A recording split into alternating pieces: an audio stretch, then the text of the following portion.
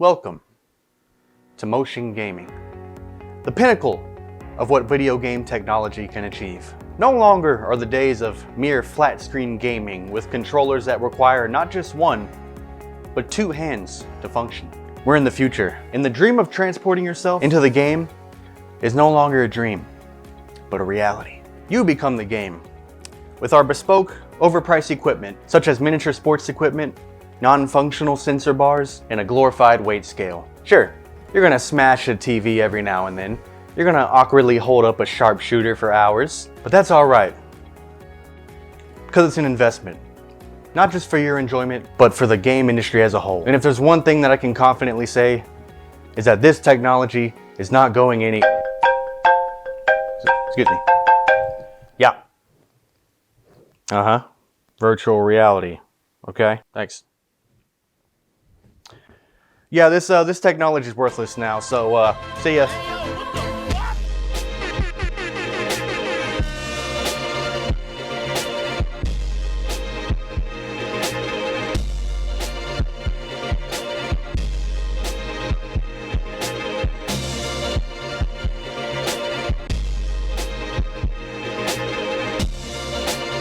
There's been plenty of motion control prototypes over the years, from Sega's unreleased VR headset to work with the Genesis, to Nintendo's fever dream of an add-on, the Power Glove. The Power Glove sold okay for the time, a quaint 1 million units, but was met with very poor reception because it ran like shit and it only had 3 games for it. But everything changed when the Wii came around in 2006 and revolutionized motion control.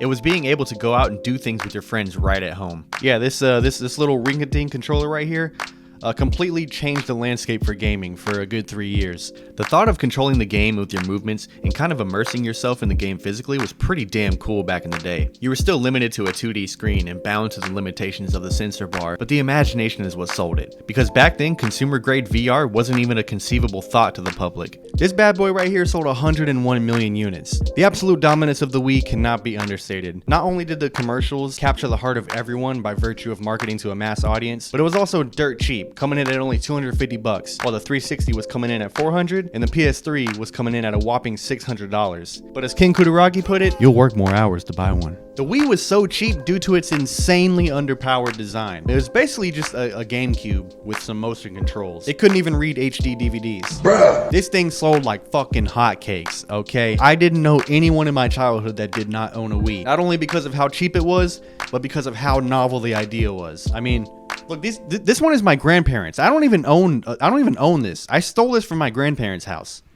The me moving their hands in the game the same way you were in real life was like some science fiction shit to me. It was insane. I just sit to myself thinking, yep, this right here, this is the absolute peak of technology. There's just absolutely no way it can get better than this. The Wii used infrared lights in the sensor bar to detect the Wiimote, while the Wiimote itself had an optical sensor at the tip to triangulate its position. It was an ingenious design, and soon people found out you didn't even need a sensor bar to use the Wiimote, and you can just use lit candles as a substitute. In hindsight, it was extraordinarily primitive technology, but to my little 9-year-old brain, I was like, holy shit, I'm in Ex Machina or something. I mean, seriously, for Nintendo not being on the cutting edge of technology, this was some real groundbreaking shit here. The design itself, it's sleek, it's unintrusive, and it looks more like a DVD player than an actual game console, which was super appealing to old people for some reason.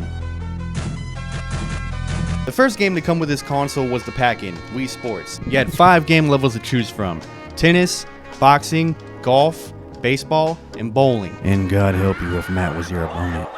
It kind of showcased the various ways you can use the Wiimote. It was by no means VR level of tracking tech. I mean, most of the motion controls are just canned animations that play when you move the Wiimote in a specific direction. But it was insanely fun, and it was a revolutionary experience for my childhood. For the first time outside of the arcade, you could immerse yourself into a game physically. There was no gamepad, there was just the Wiimote in your body.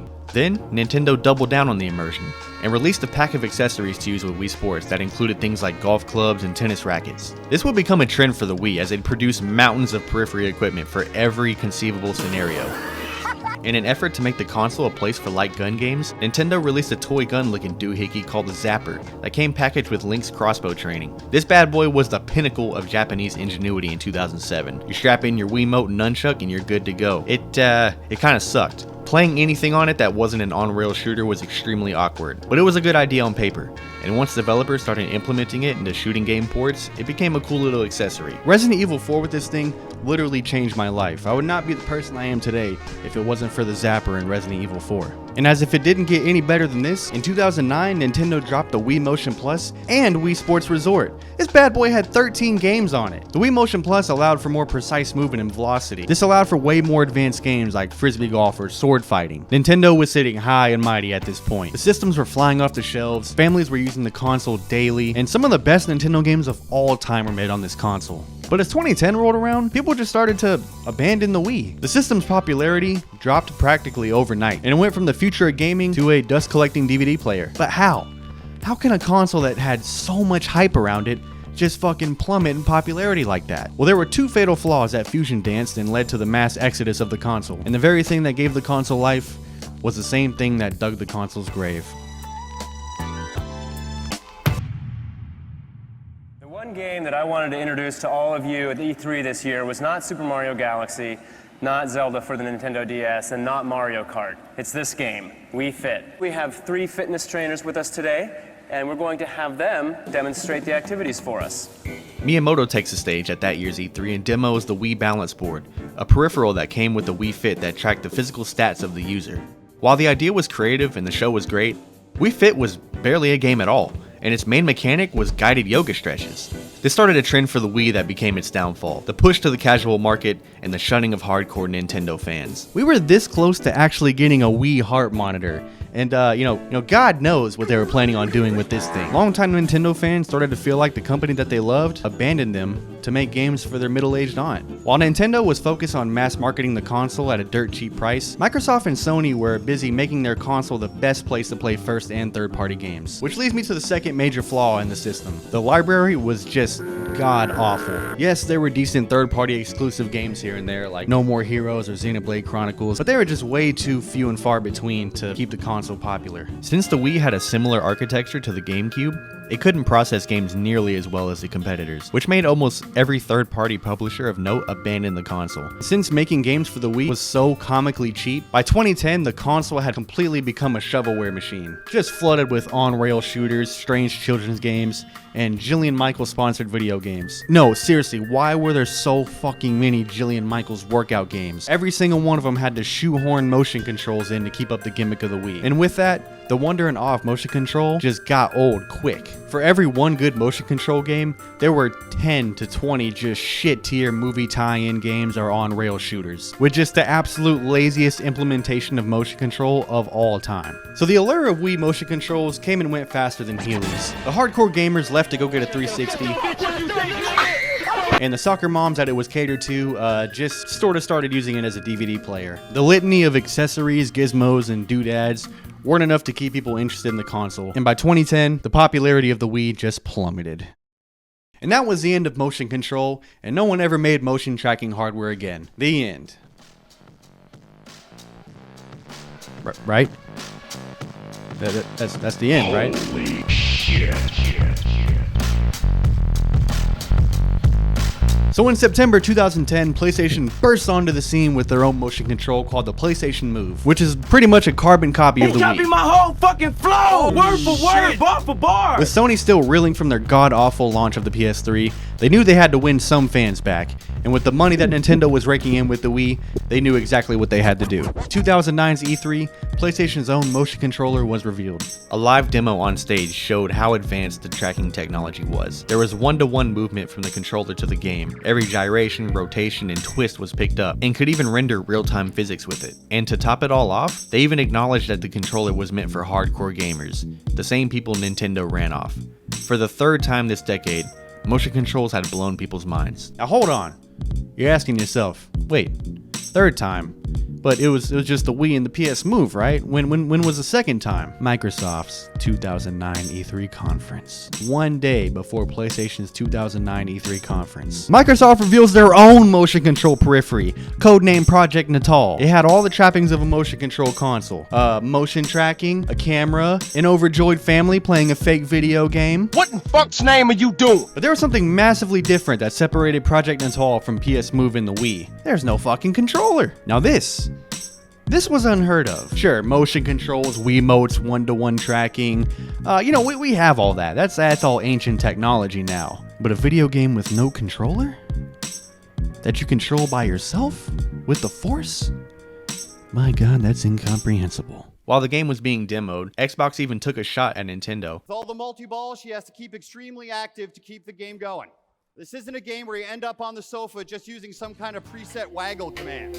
With these back-to-back showcases displaying massive improvements in motion control gaming, it was clear that motion control was about to get a huge resurgence in popularity. A year later, in 2010's E3, PlayStation Move and Project Natal officially get their name and release date, with Project Natal being renamed the Xbox Kinect. Also the first E3 to feature Phil Spencer. On September 19th, 2010, PlayStation Move drops to middling success. By November, the console has sold around 2 million units, which isn't bad for a peripheral, but was not the success Sony was expecting. The first game to come out for the PS Move was PlayStation's version of Wii Sports, called Sports Champions. It was alright, it showcased how much better the PlayStation Move controller was than the Wiimote. It offered table tennis, beach volleyball, archery, bocce, frisbee golf, and sword fighting. Unlike Wii Sports, in which the motion controls triggered canned animations, the tracking was one-to-one on the PS Move, so it required a lot more from the player to actually play the game. This trend would continue as PlayStation would try and shoehorn it into every first and third person shooting game they made. Starting with 2011's Resident Evil 5 Gold Edition, Killzone 3 a week later, and SOCOM 4 a month after that. It was clear which direction Sony was going in with the PS Move. This ain't your grandma's motion controller, okay? This is for the hardcore gamers, for the people that love movement,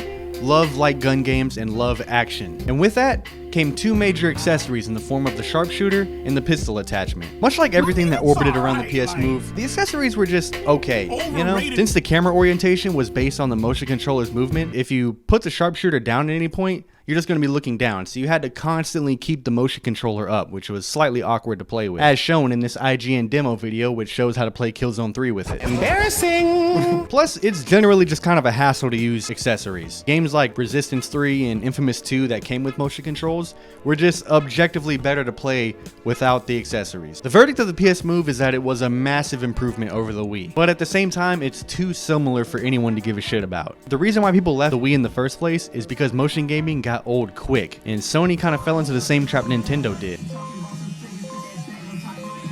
Make my shit straight, bitch ass nigga. So over on the green side of things, Don Matrick geared the Xbox Kinect pretty much exclusively to the family audience, and it worked out big in their favor. The Kinect sold 8 million units in 60 days, becoming the fastest selling consumer electronic of all time. Xbox's 2010 E3 showcase pretty much proved to everyone that Kinect was absolutely not for hardcore gamers at all, and geared exclusively to the family. The 4 games shown at Kinect's E3 would end up being the launch lineup of Kinect games: Kinect Sports, Joyride, Adventures, and Kinectimals. Playing a game with no controller was pretty magical in the moment. It made me feel like Tony Stark for a minute. The full body tracking was a cool idea, and allowed you to use your feet unlike the Wii or the Move. Aside from these 4 games, there was really nothing of note that made use of the Kinect. Since the Kinect was geared exclusively to a casual audience, it was also filled with a litany of shovelware and Jillian Michael games. PS Move was not a very good console, okay, but at the very least, they tried to implement it at least a little bit into their first party lineup. Xbox pretty much made no attempt to do that, and decided to make it their own gaming SKU altogether, and then add no games to it at all. Much like the Move, the Kinect featured a 640 by 480p camera. But since there was nothing to track except your body's movements, the tracking was just downright bad. The motion controls were fidgety, required light to remain responsive, and voice commands took seconds to process in-game. After a couple weeks of having the console, people quickly realized that this thing was a terrible investment. That shit is fucking trash, dog. Get the fuck. The magic of this console wore out even quicker than the first two. There was almost no hardcore market for the Kinect at all, so once the casual waned off on the console, the thing turned into a paperweight, just like every other motion gaming console that came before. By 2012, motion gaming was a walking corpse, just waiting to die. The casual audience abandoned it entirely, and the hardcore gamers didn't want anything to do with it after the initial hype. Nintendo was pursuing the Wii's second generation, the Wii U, which failed miserably and almost put Nintendo out of business, partly because of the namesake alone. Sony abandoned the Move and stopped game development for it entirely. And if your Kinect wasn't locked deep in your closet somewhere, it was used as a home screen voice command tool. Sony and Nintendo saw the writing on the wall and jumped ship quickly before it got any worse. But Xbox, for whatever reason, decided they needed to double down on motion control and truly put the nail in the coffin for the gaming SKU. November 22nd, 2013, the Xbox One releases. On top of the massive amount of terrible decisions that Microsoft made going into the 8th generation, one of them was to bundle the Kinect with the Xbox One. Originally, the Kinect was required to be plugged in for the Xbox One to work, but when this was met with devastatingly negative feedback, Xbox opted out. Now, you still had to buy the Xbox One with the Kinect, but it wasn't required to be plugged in for the console to work. No one wanted it, no one asked for it, and no one cared about it. This marked a major point in motion controls. It was the day it officially died. Just 6 years ago, this technology was looked at as the future of gaming, one that hardcore and casuals would connect over and abandon traditional gaming over. Now it's a portal, a looking glass into the weird, cringe experimentation of a bygone era of gaming. All the light gun games and Jillian Michael workout games are literally worthless now, and video game dealers can't even offload the thousands of Wii and PS Move accessories that they have for pennies on the dollar.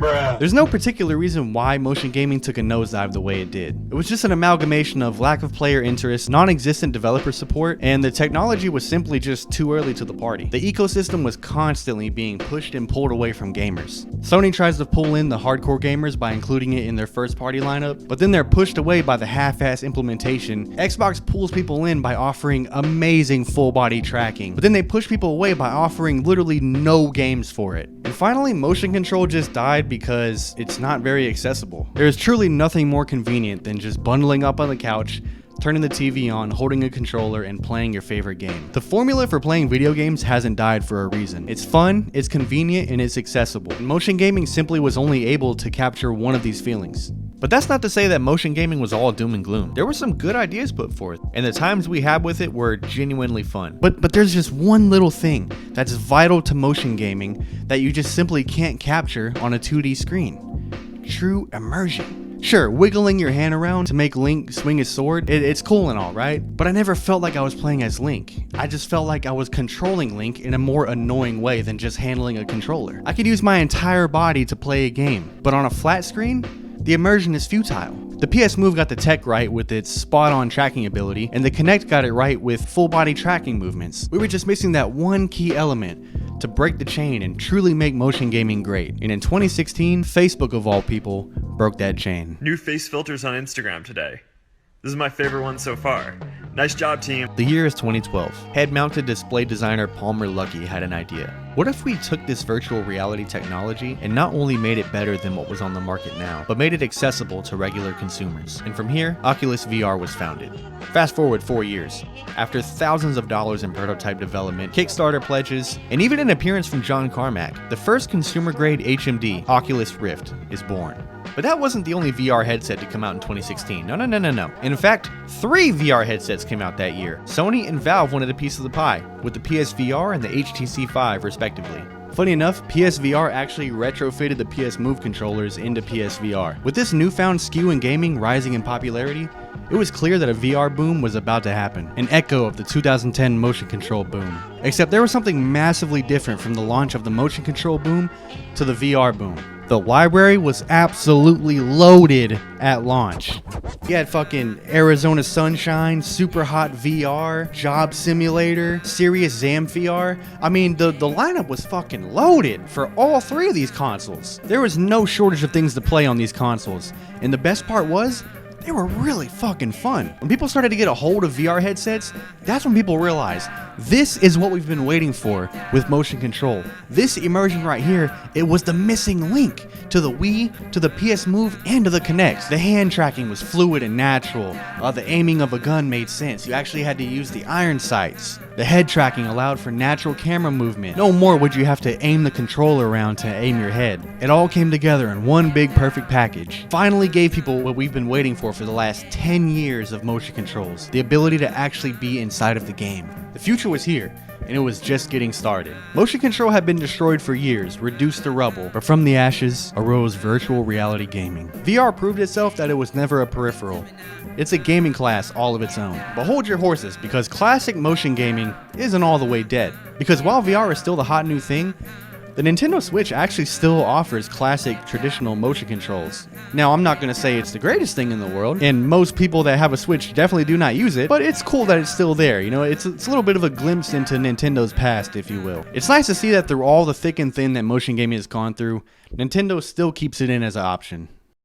Motion gaming has been through a ton of ups and downs in the industry. The hype started in 2006 with the Wii, died by 2009, had a huge resurgence in 2010, and then went completely quiet until 2016. And now, it shows no signs of stopping. So what do we learn today in this crash course through the early aughts era of motion gaming? Number 1. The mid-2000s was a strange time for gaming. A time that was pretty good sometimes, mostly bad, experimental, cringe, and filled with a ton of failures. 2. Motion gaming will always have a place in the game industry. VR is insanely popular right now, and whatever comes after VR, I'm sure will be just as successful.